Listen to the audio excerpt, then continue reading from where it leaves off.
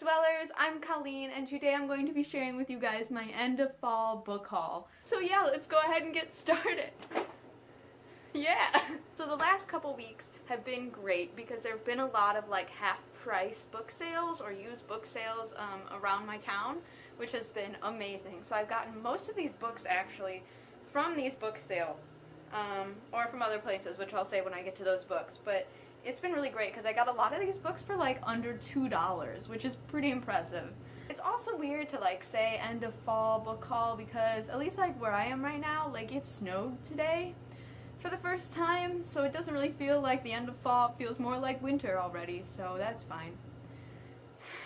So the first book I'm going to share with you guys today that I'm like probably the most excited about, that's in this stack here, is the sequel to The Gentleman's Guide of Vice and Virtue, which is The Lady's Guide to Petticoats and Piracy by Mackenzie Lee. Yeah, so like I said, this is the sequel to this book. Look at how beautiful they look together, first of all. Like, let's just, like, admire these beautiful, unique colors. Like, wow. Look at that, guys. They're just so, they look so nice. Yes. So, because this is a sequel, I won't really go too much into the description of what this book is, but basically, the first novel follows the main character Percy, which is actually the main character of this book's brother, as he and a friend of his and his sister kind of go on this journey around all of Europe for various reasons that you will see when you read the book. But basically they're like really funny historical fiction pieces, which, and they're just hilarious, and they're really good at giving commentary on the time. The main character of Gentleman's Guide, he's gay. The main character of this book, she's ace, which is really cool. And yeah, it's nice to have representation. It's nice to just kind of picture how these contemporary issues fit in with historical time periods, like how these issues of, you know, being queer, your skin color, and your gender all affected Victorian England and Europe in general. So the second book follows Felicity instead of Monty, and it follows her as her journey to become a doctor. She does not like how women are treated in society. She feels like she deserves the right to work at a hospital and get an education, but unfortunately society thinks otherwise, and she does not like being trapped in this place of a woman.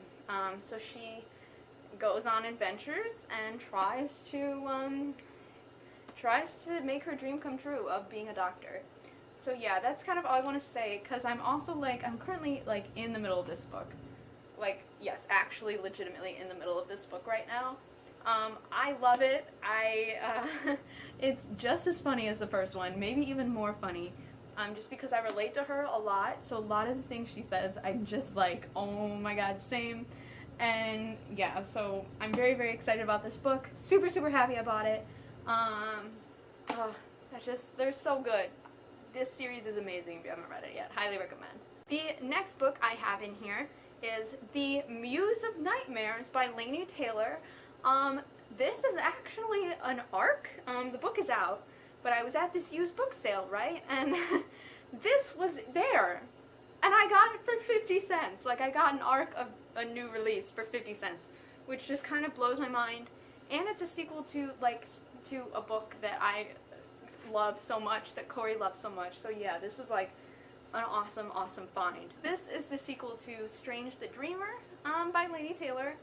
And again, a lot of these books I don't want to like give away too much because this is a sequel, so I mean, Strange the Dreamer we have described on our channel several times, but just a recap for those of you who may not have seen those videos. Strange the Dreamer tells the story of Laszlo Strange, who dreams of one day finding the lost city of Weep. For some reason, the city has lost its name, so no one actually knows what the real city is called. And it's just kind of this mythical city. So he goes on this journey. He discovers everything he can. He tries to, basically he tries to do anything he can to go on this journey to find the lost city of Weep. And then just kind of following what ensues with that. Again, I don't want to give too much away just because I think that that book is really special in the sense of you don't want to go into it knowing a lot because I think it's just more magical that way. So yeah, the great thing about the first book was just like the writing and the world building and just like how amazing, Laini Taylor is able to write and create these characters that are creepy and lovable and like everywhere in between. So I can't wait to be with these characters more, to experience the magic of this world even more. And I could not be more excited that I got this book for 50 cents, which is just kind of blows my mind. And I've never had an ARC before either. This is the first ARC that I've ever owned, and I'm really, really excited about it. And I can't imagine it's that different from the final version. It can't be that different. But yeah, I'm super, super excited to have this. I don't know how anyone in my town got an ARC. Who's getting ARCs in this town? I don't know. There's also someone who gets a bunch of the Book of the Month Club books, and so like I always see those at the book sales too. Like, who are you? Please be my friend or watch our YouTube channel. Shameless promotion. But yeah, I'm very, very excited for this book. Okay, so the next book that I picked up at the, my library has like this thing where they resell old library books, so you can get them all for under $2. And while I was looking through there last week, I found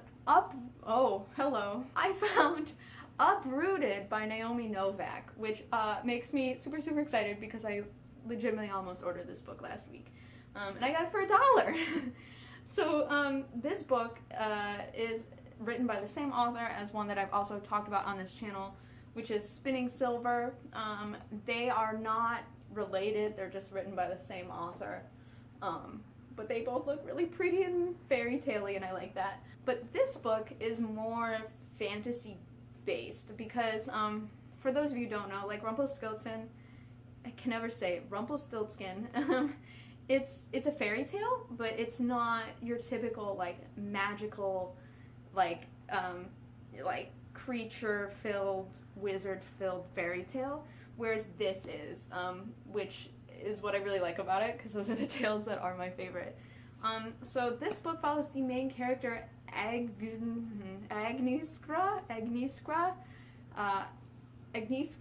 I have no idea how you pronounce it at all, but it follows her as she lives in this quiet village, which is next to a wood, which is this powerful, terrifying wood. Because of where her town is situated, they have to rely on a wizard named Dragon in order for them to be safe from the dangers of this wood. Unfortunately, he demands a price for his assistance, which is every year he takes one woman from the town and they have to work for him without a choice. They have to like serve for him, which is kind of crazy and messed up.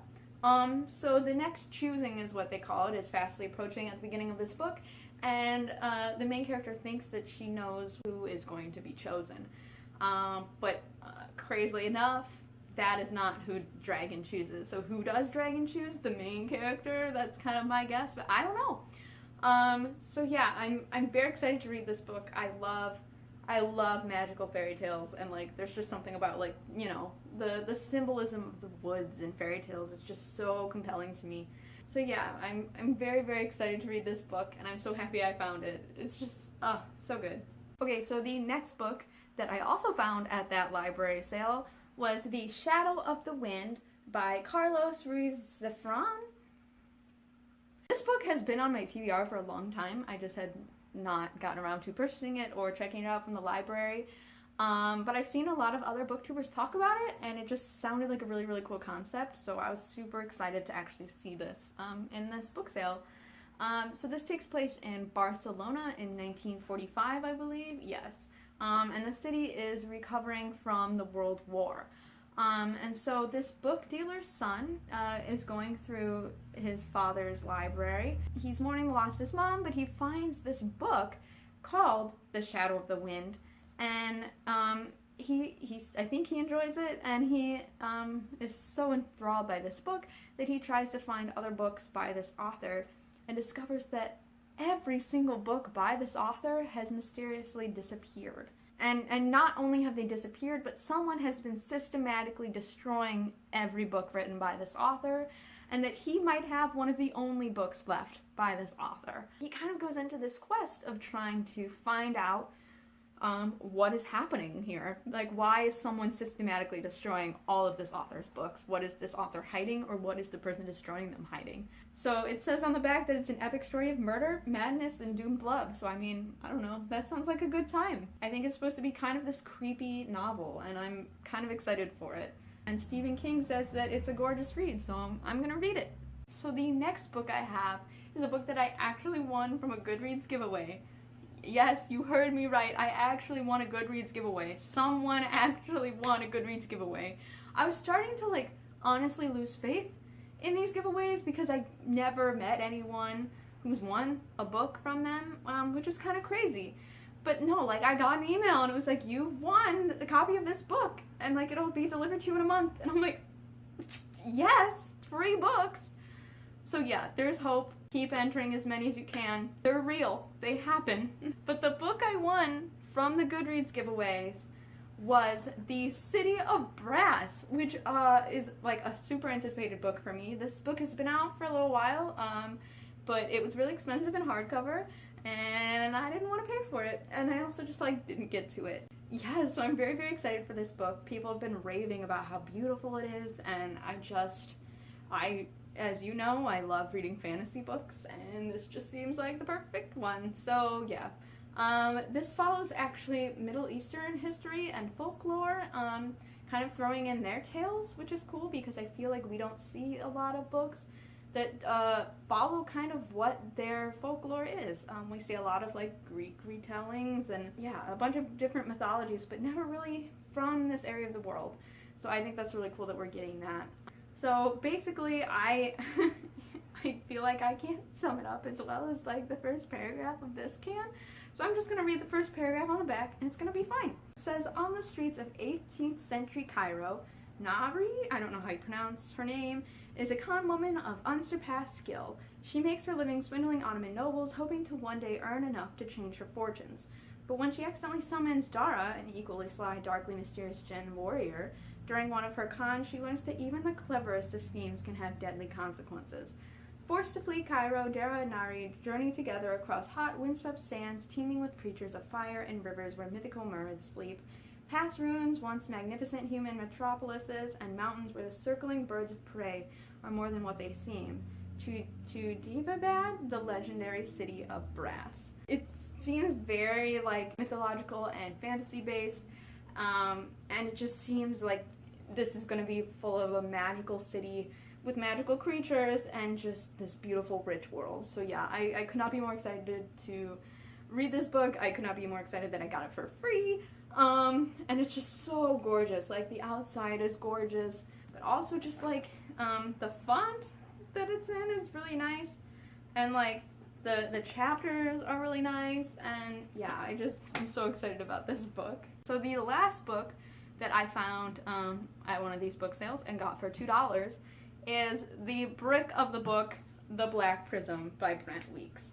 I have not read this book.